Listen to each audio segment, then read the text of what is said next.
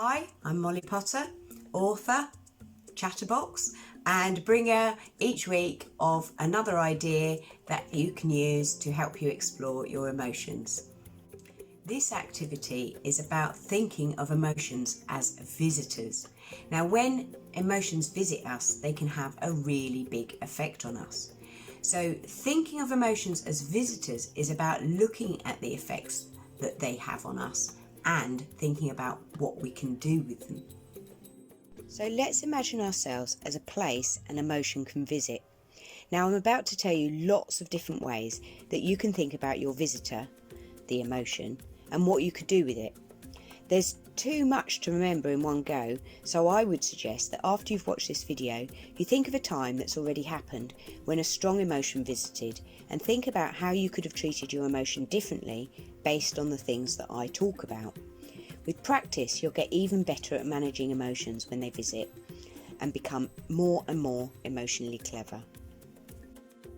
So when an emotion visits, the first thing to say is that we should aim to be aware that it has arrived when it arrives. That's like noticing it's knocked on the door or rung the doorbell. Now, some emotions, like fear, can make us act quickly for good reason, and we should just get on and act quickly if our response gets us out of danger and keeps us safe. For example, if a car came towards us, fear would make us respond quickly to get out of the way. Disgust is another visiting emotion that can make us act quickly to keep us safe. If someone put something rotten or disgusting near our mouths, we'd soon move away. We feel surprised when something happens that we did not expect. Surprise works to make us really pay attention to what's happening in front of us so we can quickly decide if we're in danger or not. These sorts of visitors are great for making us act quickly to keep us safe. They're great when they do actually keep us safe, and we should let them get on and do their job. However, many emotions are not just about keeping us safe, and those emotions might need more clever handling when they visit. So the first thing we can do is ask, where can we feel the visiting emotion in our body and what effect is it having on us? These are called the physical symptoms of an emotion, and different emotions can cause different symptoms. The next thing we can ask is the visitor enjoyable or unenjoyable? We can also ask how noticeable the visitor is. Are they noisy and noticeable, or quiet and unnoticeable? We do feel different emotions with different strengths or intensities. This can help us really focus inside on the emotion.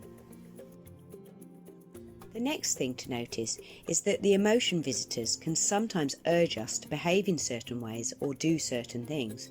Some visitors might help us to be sensible, but others might make us behave in unhelpful ways that can make a situation worse. So the next thing to ask is, what might your visitor make you want to do? Then ask if any of these behaviours or things will be helpful.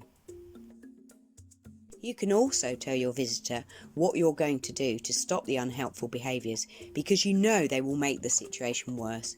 Your visitor will understand and be quite impressed that you haven't just done what it wants you to do.